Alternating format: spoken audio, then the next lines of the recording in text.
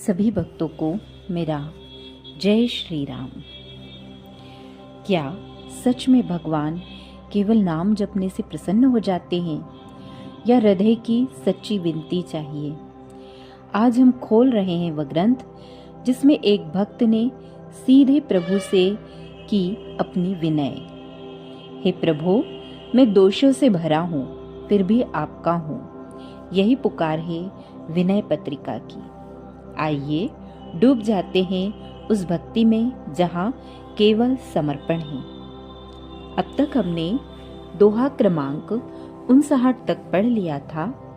अब आगे मैं उन श्री नर नारायण को नमस्कार करता हूँ जो करुणा के स्थान, ध्यान के परायण और ज्ञान के कारण है, जो समस्त संसार का उपकार करने वाले, दयापूर्ण हृदय वाले, तपस्या में लगे हुए और शरणागत भक्तों पर कृपा करने वाले हैं, जिनके शरीर की कांति नवीन नील कमलों की माला के समान है, जिनका सौंदर्य करोड़ों कामदेवों के सुदृश और प्रकाश अगणित सूर्यों के समान है, नव विकसित सुंदर कमलों के समान, जिनके मनोहर नेत्र हैं, चंद्रमा के समान सुंदर मुख है और चंद्रमा की किरणों के समान जिनकी मंद मुस्कान है, जो समस्त सुंदरता के भंडार, अनेक दिव्य गुणों के स्थान और ब्रह्मा, वेद, विद्वान और शिवजी के द्वारा सेवित होने पर भी मान रहित हैं, जिनके लाल लाल चरण कमलों में से प्रकट हुई मंदाकिनी गंगा जी रूपी मकरंद का मुनि रूपी भौरे सदा पान करते हैं, जो इंद्र से भेजे गए भीषण कामदेव के मद का मर्दन करने वाले, क्रोध रहित, शुद्ध बोध स्वरूप और ब्रह्मचारी हैं, जिन्होंने अपने सामर्थ्य से बिना ही कल्पांत के मार्कंडेय मुनि को दिखाने के लिए प्रलय काल की लीला की थी, जो पवित्र वन, पर्वत और नदियों से पूर्ण बद्रिकाश्रम में सदा पद्मासन लगाए एक रूप से विराजमान रहते हैं, जिनका अत्यंत अनुपम दर्शन सिद्ध योगिंद्र और देवताओं को भी आनंद और कल्याण का देने वाले हैं। हे विश्वंभर, वहां आपके बद्रिकाश्रम के मार्ग में मनभंग नामक पर्वत है, जिसे देखकर लोग आगे बढ़ने से हिचकते हैं, और यहाँ मेरे हृदय में अभिमान रूपी मनभग्न है, जिससे साधन का उत्साह भंग हो जाता है। जहाँ चित्त भंग पर्वत है तो यहाँ मद ही चित्त भंग का काम करता है। वहाँ जैसे कठिन कठिन पर्वत है तो यहाँ काम लोभादि कठिन पर्वत हैं। वहाँ जैसे हिंसक पशु आदि बड़े विघ्न हैं तो यहाँ राग, द्वेष, मत्सर आदि अनेक बड़े बड़े विघ्न हैं, जिनमें से प्रत्येक बड़ा निर्दय और कुटिल कर्म करने वाला है। यहाँ कामिनी की अत्यंत बाकी चितवन ही छुरे की भयंकर धार और काम का विष ही तलवार की सेज धार है, जो बड़े बड़े धीर और गंभीर पुरुषों के मन को पीड़ा पहुंचाने वाला है। फिर हम सरीखे निर्बलों की तो गिनती ही क्या है। हे नाथ, प्रथम तो यह आपके दर्शन का मार्ग ही बड़ा कठिन है, फिर दुष्ट और नीचों का साथ हो गया है, सहारे के लिए हाथ में वैराग्य रूपी लकड़ी भी नहीं है। यह दास आपके दर्शन के लिए घबरा रहा है, फंदे में फंसकर दुखी हो रहा है। हे नाथ, दास के कष्ट को दूर कर इसकी रक्षा कीजिए। मुझ दिन तुलसीदास के पास धर्म रूपी मार्ग व्यय कलेवा भी नहीं है। मैं थक कर बड़ा दुखी हो रहा हूँ। मोह ने मेरी बुद्धि का भी नाश कर दिया है। अतएव हे चक्रधारी, आप तेज, बल और सुख की राशि हैं। मुझे बिना विलंब अपने कर कमल का सहारा दीजिए। हे बिंदु माधव, आप सब सुखों की वर्षा करने वाले मेघ हैं। आनंदवन काशी को पवित्र करने वाले हैं। राग द्वेषादि द्वंद्व जनित विपत्ति को हरने वाले हैं।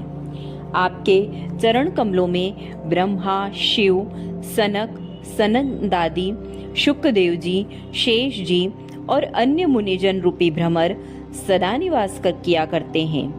आप निर्मल नीलमणि के समान श्याम रूप हैं। 100 करोड़ कामदेवों के समान आपकी सुंदरता है। पीतांबर धारण किए है, वह पीतांबर नीले बादल में बिजली के समान शोभित हो रहा है। आपके नेत्र लाल कमल के समान हैं, सुंदर चितवन है। आप भक्तों को सुख देने वाले हैं और स्वभाव से ही करुणा रस से भीगे रहते हैं। आप काल रूपी हाथी को मारने के लिए सिंह, राक्षस रूपी वन के जलाने के लिए अग्नि और मोह रूपी रात्रि के नाश के लिए सूर्य रूप हैं। चारों भुजाओं में शंख, चक्र, गदा और पद्म धारण किए हैं। आपके हाथ में श्वेत शंख कमल के ऊपर बैठे हुए राजहंस के समान शोभित हो रहा है। मस्तक पर मुकुट, कानों में कुंडल, भाल पर तिलक, भ्रमर समूह के समान काली अलके, टेढ़ी भ्रुकुटी, सुंदर दांत, ओंठ और नासिका बड़ी ही सुंदर है। सुंदर कपोल और शंख के समान ग्रीवा, मानो सब सुख की सीमा है। हे हरे, आपकी मधुर मुस्कान चंद्र किरण और कुंद कुसुम के समान है। आपके हृदय पर नई मंजरियों सहित विशाल वनमाला और सुंदर श्रीवत्स का चिन्ह शोभायमान हो रहा है। आप ब्राह्मणों का बहुत आदर करने वाले हैं तथा क्रोध रहित, अजन्मा, अपरिमित, पराक्रमी, महान महिमा वाले और अनंत हैं। आपको धन्य है, धन्य है। आप हृदय पर हार, भुजाओं पर सोने के बाजूबंद, हाथों में रत्न जड़ित कंकण और कटी देश में मणियों की तागड़ी धारण किए हैं। दोनों चरणों में हंस के समान सुंदर शब्द करने वाले नुपुर पहने हैं। आपके समस्त अंग सुंदर और आपका सारा ही वेश सुंदरतामय है। समस्त सौभाग्यमयी तीनों लोकों की शोभा समुद्र कन्या श्री लक्ष्मी जी आपके दक्षिण भाग में विराजमान हैं। आप गंगा जी के समीप सुंदर मंदिर में निवास करते हैं। जो मनुष्य नेत्रों से आपका दर्शन करते हैं वे अत्यंत धन्य हैं। आप सब कल्याणों के स्थान, कठिन कठिन संदेहों के नाश करने वाले, पाप रूपी वन को भस्म करने वाले और कष्टों के हरने वाले हैं। आप विश्व को धारण करने वाले, विश्व के हितकारी, अजेय, मन इंद्रियों से परे, कल्याण रूप और विश्व का सृजन, पालन और संहार करने वाले हैं। आप ज्ञान, विज्ञान, वैराग्य और ऐश्वर्य के भंडार हैं। अणिमादि महान सिद्धियों के देने वाले बड़े दानी हैं। मुझ तुलसीदास को संसार रूपी सर्प निगले जा रहा है, इससे मैं अत्यंत भयभीत हूँ। अतएव हे सर्पों के नाशक गरुड़ की सवारी करने वाले श्री राम जी, कृपा करके मुझे बचा लीजिए। इस शरीर का यही बड़ा भारी फल और इतनी ही महिमा है कि नेत्र तृप्त होकर श्री बिंदु माधव की नख से शिख तक शोभा दिखें। जिनके निर्मल को किशोर 16 वर्ष के पुष्ट और सुंदर श्याम शरीर की शोभा असीम है। ऐसा जान पड़ता है मानो नील कमल, श्याम मेघ, तमाल और नीलमणि ने इन्हीं के शरीर से शोभा प्राप्त की है। जिनके कोमल चरणों में सुंदर शुभ चिन्ह हैं, अंगुलियों और नखों की ऐसी अति अभूतपूर्व उपमा है मानो लाल और नीले कमलों से रत्नयुक्त पत्तों का समूह निकला हो। सोने के रत्न जड़ित नूपुर मन को मोहने वाले और भक्तों को सुख देने वाले हैं। मानो शिव जी के हृदय में अनेक रूप धारण करके भगवान विष्णु सुंदर मंदिर बनाकर वास कर रहे हो। कमर में जो तागड़ी का सुंदर शब्द हो रहा है वह अनुपम है, उसका वर्णन नहीं हो सकता। मानो सोने के कमल की सुंदर कलियों में भ्रमरों का सुहावना शब्द हो रहा हो। विशाल वक्षस्थल में भृगु मुनि के चरण का चिन्ह अंकित होकर आपके वक्षस्थल की कोमलता बतला रहा है। कंकण आदि नाना प्रकार के गहने ऐसे सुंदर हैं मानो ब्रह्मा जी ने मन लगाकर स्वयं अपने हाथों से बनाए हैं। गजमुक्ताओं की माला के बीच में रत्नों की चौकी ऐसी शोभा पा रही है कि उसका वर्णन नहीं हो सकता। पर समझाने के लिए कहा जाता है कि मानो नीले मेघ पर तारागणों के मंडल के बीच में नवग्रहों ने बैठने का स्थान बनाया हो। भाव यह है कि नीले मेघ के समान भगवान का शरीर है, तारागणों का मंडल गजमुक्ताओं की माला है और उसके बीच में स्थान स्थान पर पिरोए हुए रंग बिरंगे रत्न नवग्रहों के बैठने का स्थान है। सर्प के शरीर सदृश्य भुजदंडों में कमल, शंख, चक्र और गदा शोभित हो रहे हैं। ग्रीवा सुंदरता की सीमा है और ठोड़ी तथा होठों सहित मुख की असीम छवि छा रही है। दांतों की ओर देखकर हीरे, कुंदकलियां और बिजली की चमक लजाती है। नासिका, नेत्र, कपोल, सुंदर कानों में कुंडल और भौहें मुझे बहुत प्यारी लगती हैं। सिर पर घुंघराले बाल हैं, उन पर मुकुट पहने हैं, भाल पर तिलक की बड़ी शोभा हो रही है।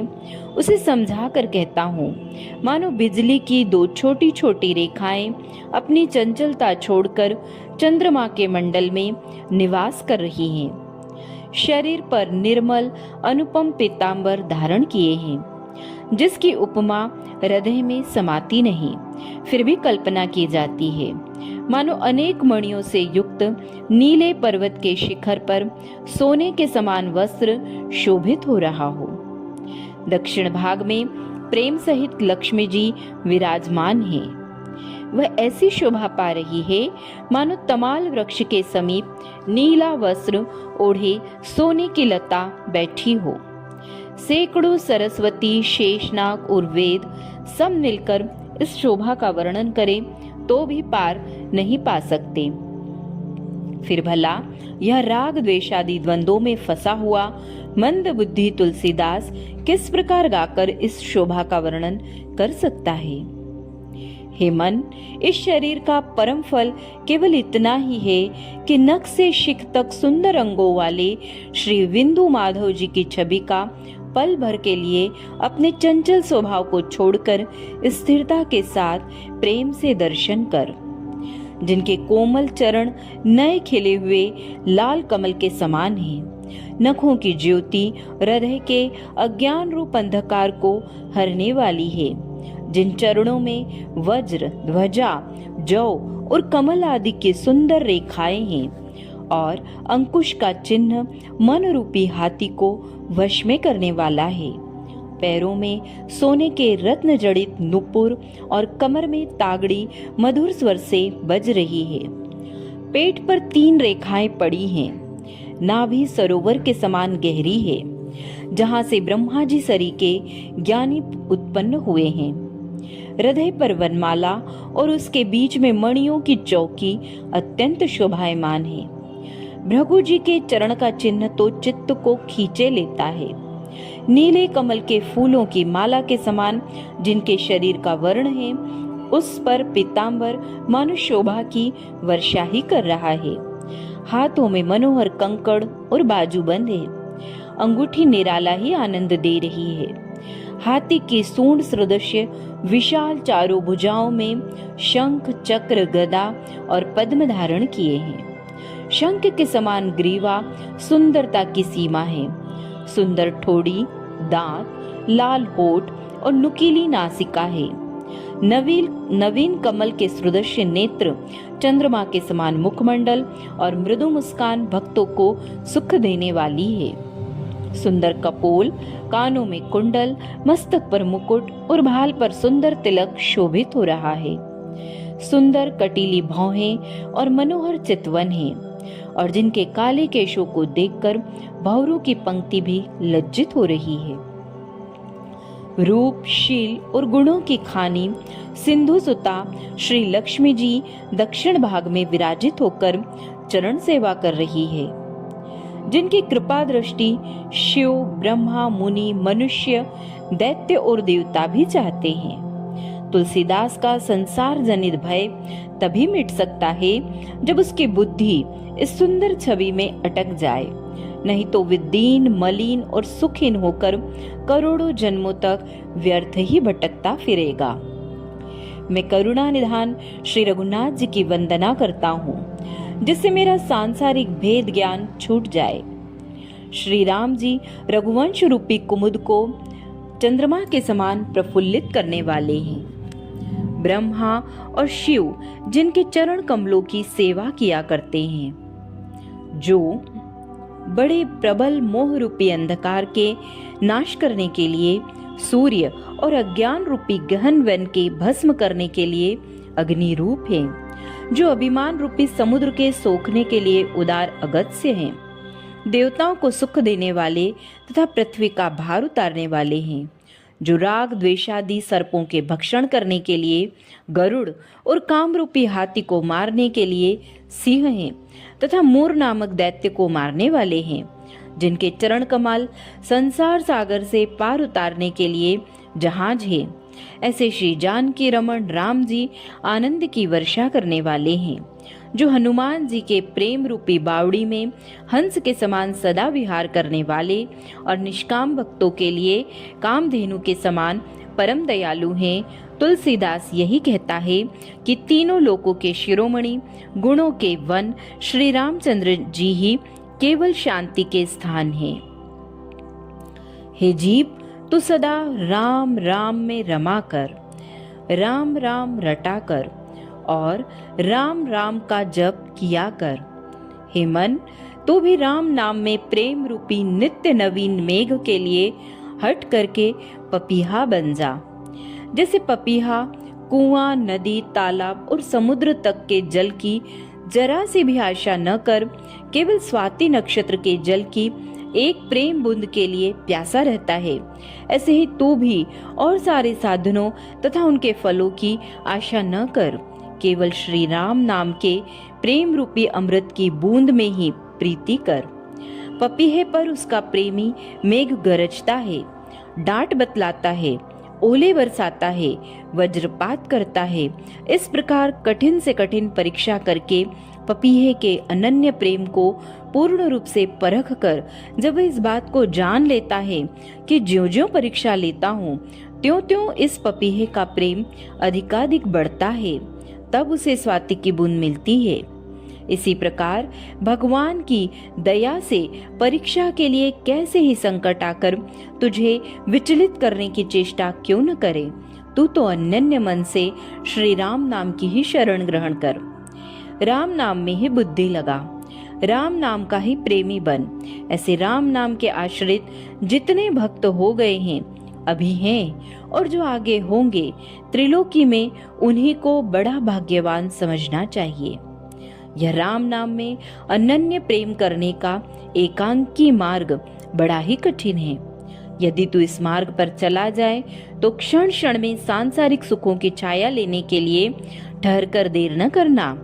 हे तुलसीदास, तेरा भला तो अपनी ओर से श्री राम नाम में निरुपधि अर्थात निष्कपट प्रेम के निभाने से ही होगा।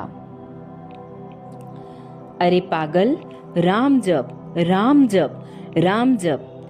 इस भयानक संसार रूपी समुद्र से पार उतरने के लिए श्री राम नाम ही अपनी नाव है, अर्थात इस राम नाम रूपी नाव में बैठकर मनुष्य जब चाहे तभी पार उतर सकता है, क्योंकि यह मनुष्य के अधिकार में है। इसी एक साधन के बल से सब रिद्धि सिद्धियों को साध ले, क्योंकि योग, संयम और समाधि आदि साधनों को कलिकाल रूपी रोग ने ग्रस लिया है। भला हो, बुरा हो, उल्टा हो, सीधा हो, अंत में सबको एक राम नाम से ही काम पड़ेगा। यह जगत भ्रम से आकाश में फले फूले दिखने वाले बगीचे के समान सर्वथा मिथ्या है। धुएं के महलों की भांति क्षण क्षण में दिखने और मिटने वाले इन सांसारिक पदार्थों को देखकर तो भूल मत। जो राम नाम को छोड़कर दूसरे का भरोसा करता है, हे तुलसीदास, वह उस मूर्ख के समान है जो सामने परोसे हुए भोजन को छोड़कर एक एक कोर के लिए कुत्ते की तरह घर घर मांगता फिरता है। हे जीव, सदा अनन्य प्रेम से श्री राम नाम जपा कर। इस कलिकाल में राम नाम के सिवा वैराग्य, योग, यज्ञ, तप और दान कुछ भी नहीं हो सकता।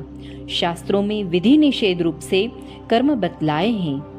मेरी सम्मति में श्री राम नाम का स्मरण करना ही सारी विधियों में राज विधि है और श्री राम नाम को भूल जाना ही सबसे बढ़कर निषिद्ध कर्म है।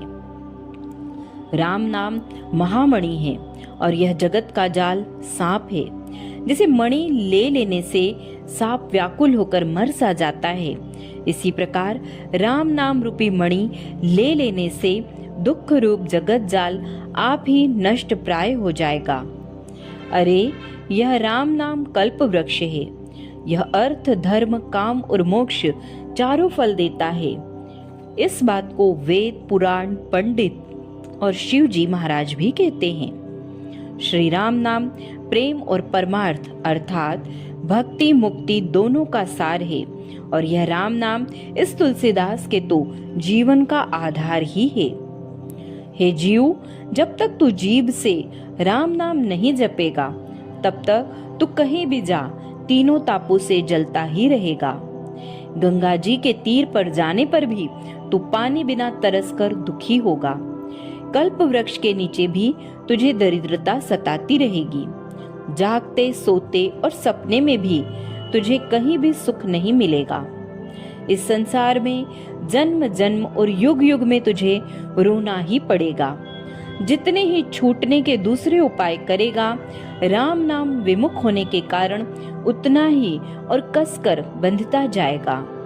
अमृतमय भोजन भी तेरे लिए विष के समान हो जाएगा।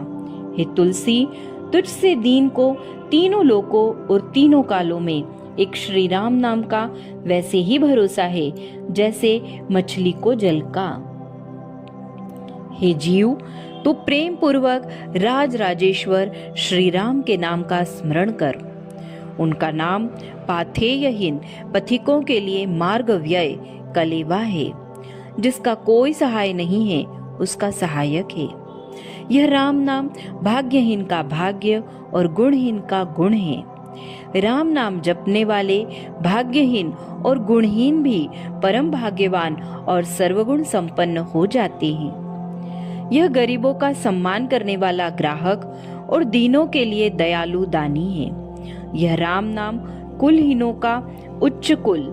राम नाम जपने वाले चांडाल भी सबसे ऊंचे समझे जाते हैं और लंगड़े लूलों के हाथ पैर तथा अंधों की आंखें हैं। राम नाम जपने वाले संसार मार्ग को सहज ही में लांघ जाते हैं। इस सिद्धांत का वेद साक्षी है। यह राम नाम भूखों का माँ बाप और निराधार का आधार है। संसार सागर से पार जाने के लिए यह पुल है और सब सुखों के सार भगवत प्राप्ति का प्रधान कारण है। राम नाम के समान पतित पावन दूसरा कौन है, जिसके स्मरण करने से तुलसी के समान ऊसर भी सुंदर उपजाऊ भूमि बन गया।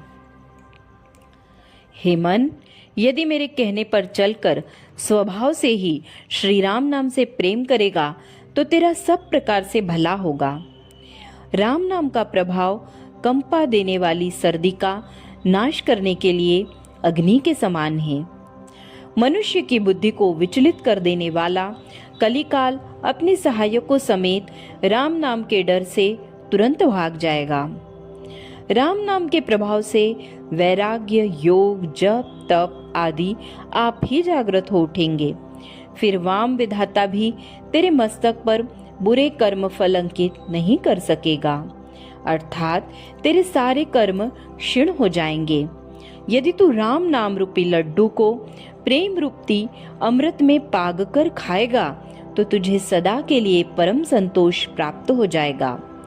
फिर सुख के लिए घर घर भटकना नहीं पड़ेगा। राम नाम कल्प वृक्ष है। इससे हे तुलसीदास, तो उससे स्वार्थ परमार्थ जो कुछ भी मांगेगा सो सभी मिल जाएगा। किसी बात की कमी नहीं रहेगी।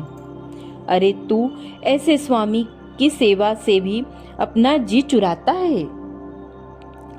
तुझ में न तो अपनी समझ है और न तुझे दूसरे के कहे का ही कुछ ख्याल है।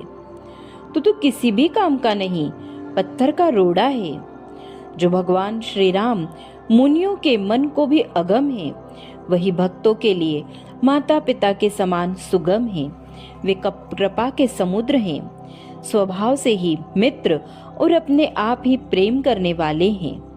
यह बात लोक और वेद में प्रसिद्ध है। श्री रघुनाथ जी से बड़ा कोई भी नहीं है। वे सर्वदा सर्वत्र और सभी के साथ रहते हैं। सच्चे मन से श्री राम से प्रेम कर, क्योंकि वे स्वामी सर्वज्ञ हैं। उनसे सेवक की चोरी छिपी नहीं रह सकती। वहाँ प्रेम की ही पहचान होती है। यही उनके दरबार की नीति है। उनकी सेवा में शरीर को जरा सा भी कष्ट नहीं पहुंचता।